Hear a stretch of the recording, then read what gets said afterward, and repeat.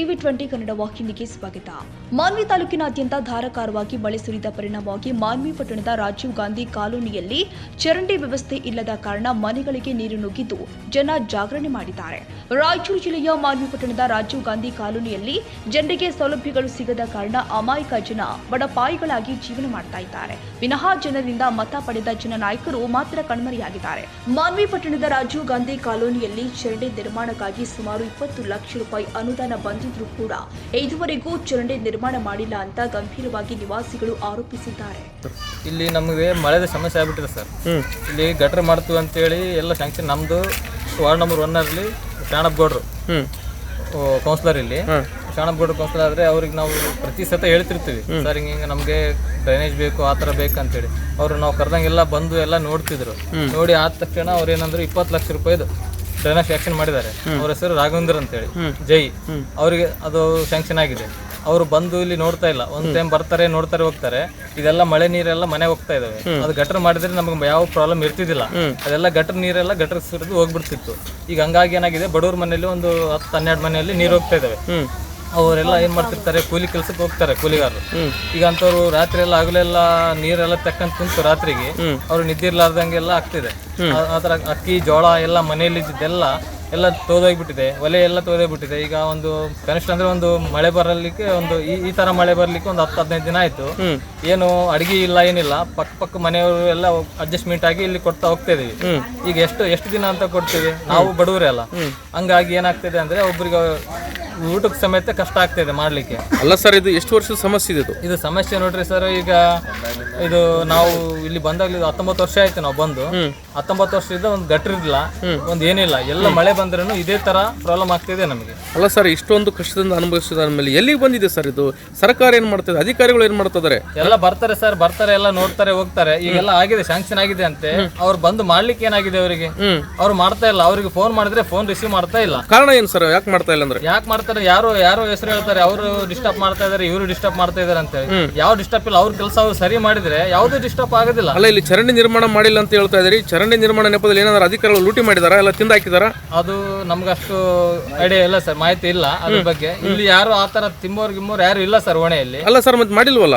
ಮಾಡ್ತಾ ಇಲ್ಲ ಸರ್, ಅವ್ರು ಬಂದು ಮಾಡ್ತಾ ಇಲ್ಲ ಸರ್.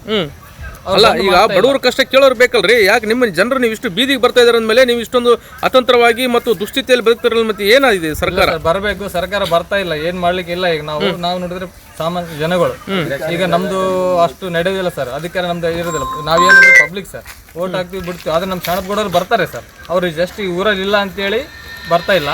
ಅವರು ಎಲ್ಲ ನಮ್ಗೆ ವ್ಯವಸ್ಥೆ ಮಾಡಿ ಕೊಟ್ಟಿದ್ದಾರೆ, ಮರಮ್ ಅಂತೇಳಿ ಅದಂತೇಳಿ. ಈ ರೋಡನ್ನು ಸ್ಯಾಂಕ್ಷನ್ ಮಾಡಿದ್ದಾರೆ ಅವ್ರು ಸರ್. ಇದು ರಾಜೀವ್ ಗಾಂಧಿ ಕಾಲೋನಿ ಸ್ವಲ್ಪ ಮಳೆ ಬಂದ್ರು ಕೂಡ ಏನಾದ್ರು ಗಾಳಿ ಏನ್ ಬೀಸಿದ್ರು ಸರಿಯಾದ ವ್ಯವಸ್ಥೆ ಇಲ್ಲ, ಒಳಚರಂಡಿ ವ್ಯವಸ್ಥೆ ಇಲ್ಲ, ಸರಿಯಾದ ರಸ್ತೆ ಇಲ್ಲ, ನೀರಿನ ಸಮಸ್ಯೆ ಬಹಳ ಇದೆ. ಸ್ವಲ್ಪ ಒಳಚರಂಡಿ ವ್ಯವಸ್ಥೆ ಮಾಡ್ಕೊಡ್ಬೇಕಲ್ಲ ತಮ್ಮಲ್ಲಿ ವಿನಂತಿಸಿಕೊಳ್ಳುತ್ತೇವೆ. ಅಲ್ಲ, ಇದು ಎಷ್ಟು ವರ್ಷದ ಸಮಸ್ಯೆ ಇದೆ ಇದು? ಮಿನಿಮಮ್ ಒಂದು 10 ವರ್ಷ ಆಯ್ತು. ರೋಡ್ ಮಾಡಿಸಿಲ್ಲ, ಸರಿಯಾಗಿ ರಸ್ತೆನೂ ಇಲ್ಲ, ಒಳಚರಂಡಿ ವ್ಯವಸ್ಥೆನೂ ಇಲ್ಲ, ಸರಿಯಾದ ಮನೆಗಳೂ ಇಲ್ಲ. ಒಂದ್ ತಾಸು ಮಳೆ ಬಂದ್ರೆ ಸಾಕು ಎಲ್ಲ ಮನೆಗಳೆಲ್ಲ ನೀರು ಹೋಗ್ತದೆ. ಅಲ್ಲ, ಇಷ್ಟೆಲ್ಲ ಮಳೆ ನೀರು ಮನೆಗೆ ನುಗ್ತದಂದ್ಮೇಲೆ ಮತ್ತೆ ಸರ್ಕಾರ ಏನ್ ಮಾಡ್ತಾ ಇದೆ? ನೀವು ಮತದಾರರು ಇದ್ರಿ, ಮತ ಕೂಡ ಆಗ್ತಾ ಇದ್ರಿ.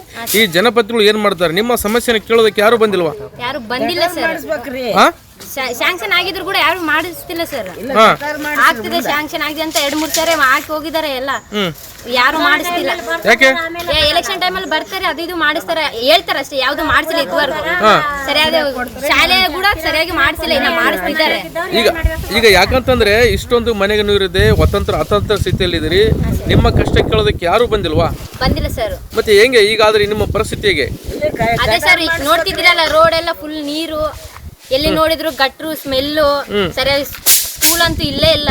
ಅಂದ್ರೆ ನೀವು ದಿವಾಳಿ ಆದ್ರೂ ಕೂಡ ನಿಮ್ಮನ್ನು ಕೇಳೋರು ಯಾರಿಲ್ಲ? ಕೇಳಿಲ್ಲ ಸರ್.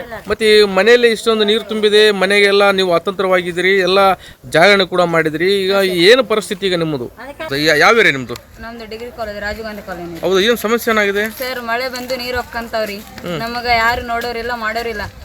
ನಮ್ದು ಸಣ್ಣ ಮನೆಗಳು ಮಳೆ ಬಂದು ನೀರು ಹೊಕ್ಕೊಂಡ್ರೆ ಅಕ್ಕಿ ಗಿಕ್ಕಿ ತೋತ ಸಣ್ಣ ಹುಡುಗರು ಇರ್ತಾವ. ನಾವು ರಾತ್ರಿ ಎಲ್ಲ ನಿದ್ದೆಗಟ್ಟೆ ಎಷ್ಟಂತ ನೋಡ್ಬೇಕ್ರಿ. ಇವಾಗ 1.5 ತಿಂಗಳ 2 ತಿಂಗಳಾಗ ಬಂತು ಮಳೆ, ಹಂಗೆ ಬರ್ತದ. ಓಟ್ ಬೇಕಾದಾಗ ಅವ್ರು ಓಟ್ ಹಾಕ್ರಿ ಅಂತಾರೆ. ಈ ಟೈಮ್ನಾಗ ಬಂದ್ ನಮ್ಗೆ ಹೆಲ್ಪ್ ಮಾಡಿಲ್ಲ ಅಂದ್ರೆ ಹೆಂಗ್ರಿ ಸರ್? ನಾವ್ ಹೆಂಗೆ ಓಟ್ ಹಾಕ್ಬೇಕು? ಇವಾಗ ಇವ್ರು ಎಲ್ಲಾರ್ಗು ಒಂದೇ ರೀ ಸರ್. ಗಟ್ರ ಮಾಡ್ತೀವಿ ಅಂತಂದ್ರು ಮಾಡ್ಲಿಲ್ಲ. ಬಂದು ಮಾರ್ಕ್ ಹಾಕಿ ಹೋದ್ರು, ನಿಂದ್ರಿ ಸರ ಅಂತಾರ. ನಿಂದ್ರಿಸ್ತಾರ, ಅವ್ರು ಮಾಡಿಸ್ಬೇಕ್ರಿ. ಇವಾಗ ಮಂದಿ ಬೇಡ ಅಂದ್ರೆ ಅವ್ರು ಯಾಕೆ ನಿಂದ್ರಿಸ್ಬೇಕ್ರಿ? ಅವ್ರ ಬಿಲ್ಡಿಂಗ್ ಗಳಿದ್ದವರು ನಡೀತದ. ನಮ್ಮಂತವ್ರ ಮನೆಗಳಿಗೆ ನೀರ್ ಹಾಕೊಂಡ್ರೆ ನಮ್ನ ಯಾರು ನೋಡ್ತಾರಿ ಸರ್? ನಮ್ಗೆ ಈ ತರ ಆದ್ರೆ ಎಷ್ಟು ದಿನ ಅಂತ ನಾವು ಒದ್ದಾಡ್ಬೇಕು? ನಮ್ ಕೈಲಿ ಆಗಲ್ಲ ನೋಡ್ರಿ ಸರ್. ನಾವ್ ಈ ಸತಿ ಓಟ್ ಹಾಕಕ್ ನಾವು ಮುಂದಕ್ಕೆ ಹೋಗಲ್ಲ. ನಮ್ ಸಮಸ್ಯೆನೇ ಪರಿಹಾರ ಮಾಡಿಲ್ಲ ಅಂದ್ರೆ ನಾವ್ ಎದಕ್ ಇದು ಮಾಡ್ಬೇಕ್ರಿ?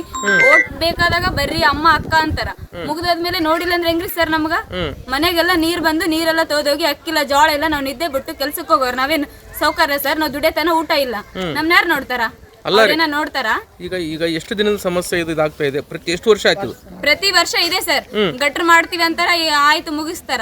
ಗಟ್ರ ಮಾಡ್ತೀವಿ ಅಂತಾರ, ಬಿಡ್ತಾರ. ಮಾಡ್ತೀವಿ ಅನ್ನಕ್ ಇವಾಗ 10-12 ವರ್ಷ ಆಯ್ತ್ರಿ. ಅವಾಗಿಂದ ಮಳೆ ಬಂದಂಗೆಲ್ಲ ಮಳೆಗಾಲ ಬಂದ್ರೆ ಎದಕ್ ಬರ್ತದ ಅನಿಸ್ತದ್ರಿ.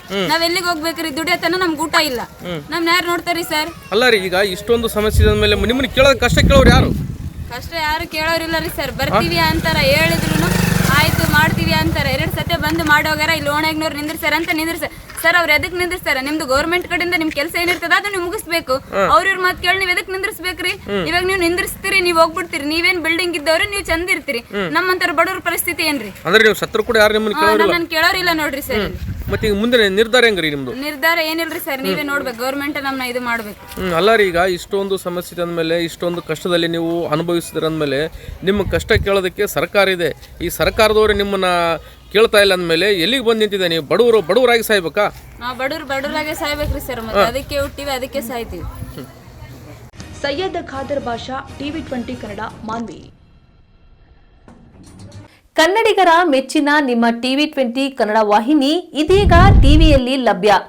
ಕರ್ನಾಟಕ ಮತ್ತು ದೇಶ ವಿದೇಶದ 360 ಡಿಗ್ರಿ ಸುದ್ದಿ ವಿವರವನ್ನ ಪಡೆಯುವುದಕ್ಕೆ ಟಿವಿ 20 ವಾಹಿನಿಯನ್ನು ಲೈಕ್ ಮಾಡಿ, ವಿಡಿಯೋಗಳನ್ನು ಶೇರ್ ಮಾಡಿ, ಕಮೆಂಟ್ ಮಾಡಿ, ಸಬ್ಸ್ಕ್ರೈಬ್ ಮಾಡಿ. HCN ಕೇಬಲ್ 842 ನಂಬರ್ನಲ್ಲಿ ಹುಕ್ಕೇರಿ ತಾಲೂಕು ಹಾಗೂ ಸಂಕೇಶ್ವರದ ಸುತ್ತಮುತ್ತಲಿನ ಹಳ್ಳಿಗಳಲ್ಲಿ ಲಭ್ಯ. PCN ಕೇಬಲ್ 129 ನಂಬರ್ನಲ್ಲಿ ಹಾರುಗೆರೆ ಸುತ್ತಮುತ್ತಲಿನ ಹಳ್ಳಿಗಳಲ್ಲಿ ಲಭ್ಯ. ರಾಯಬಾಗ್ ಡಿಜಿಟಲ್ ಚಾನೆಲ್ ಕೇಬಲ್ 80ನೇ ನಂಬರ್ನಲ್ಲಿ ರಾಯಬಾಗ ತಾಲೂಕಿನ ಸುತ್ತಮುತ್ತಲಿನ ಹಳ್ಳಿಗಳಲ್ಲಿ ಲಭ್ಯ. UDCN ಕೇಬಲ್ ನೆಟ್ವರ್ಕ್ ಉಗಾರ ಸುತ್ತಮುತ್ತಲಿನ ಹಳ್ಳಿಗಳಲ್ಲಿ ನಿಮ್ಮ ಟಿವಿ 20 ಕನ್ನಡ ವಾಹಿನಿಯೂ ಲಭ್ಯ.